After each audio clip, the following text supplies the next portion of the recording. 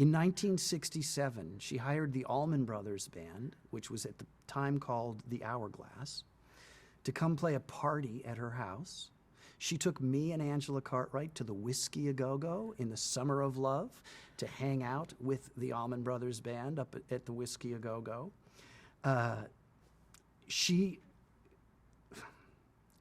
a character, and she is a rock and roll gal. That's all I can say about it. She has embraced her physicality. She's in better shape than anyone else who survives from the show to this day. She's 88 years old. Last time, or one of the last times I saw her, she was putting her leg behind her head with clothes on, but just like showing her yoga flexibility, okay? Seriously, though, I mean, I can't put my leg behind my head, but she can, or could. I loved Mark Goddard.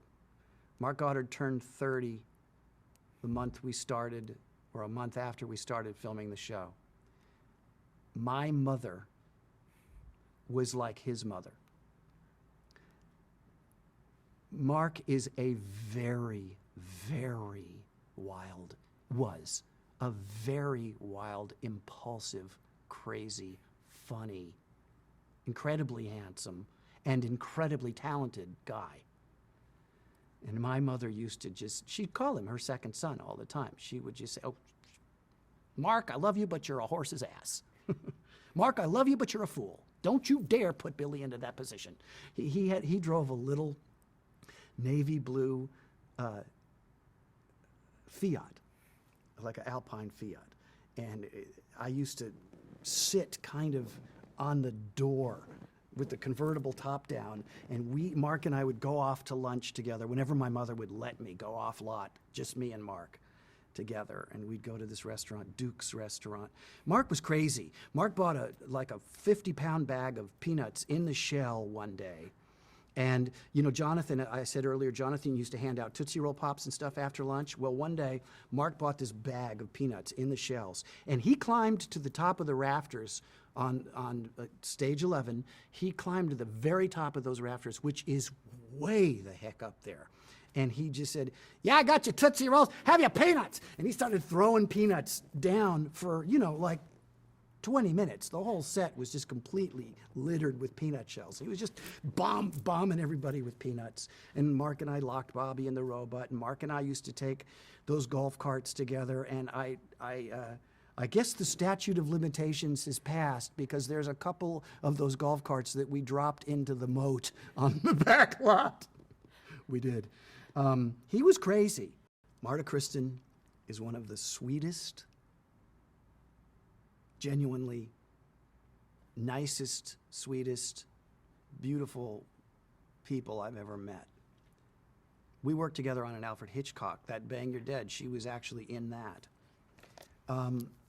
As I said earlier, Marta was major to me, because turning me on to basically folk rock, where I had been a Pete Seeger, Kingston Trio. I'm in a very small bubble. And that, even though I was only 10, 11 years old, that folk music snob headspace, I was in that crowd.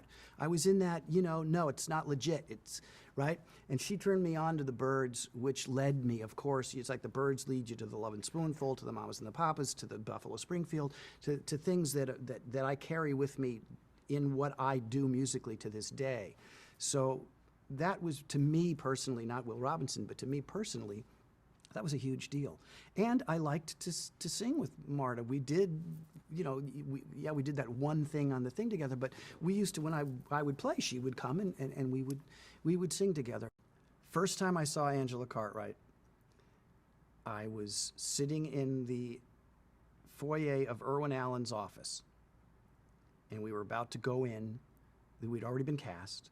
We were about to go in and meet Irwin as an ensemble, or just the two of us, I can't remember really.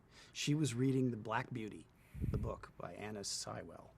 She was reading Black Beauty, and I was 10.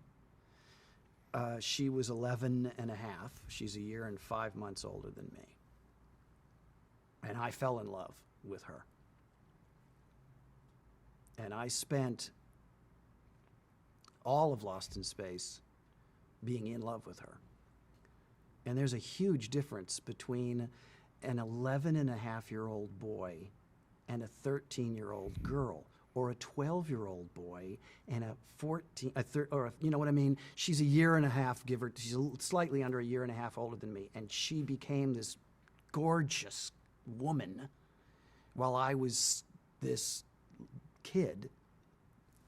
And I was in love with Angela, and we had a really good time together on that show, exploring the tunnels underneath 20th Century Fox that go, there's these labyrinth of tunnel systems under the whole lot that you can kind of get through, and I found them one day and took her down there, and you know, we'd explore these things together. I got her in trouble a couple of times, you know, for being where we shouldn't be, or starting a water fight and stuff. But we went to lunch almost every day. When Lost in Space ended, Angela stayed on the lot and stayed in school with Francis Clampt, who had been on the lot since Shirley Temple.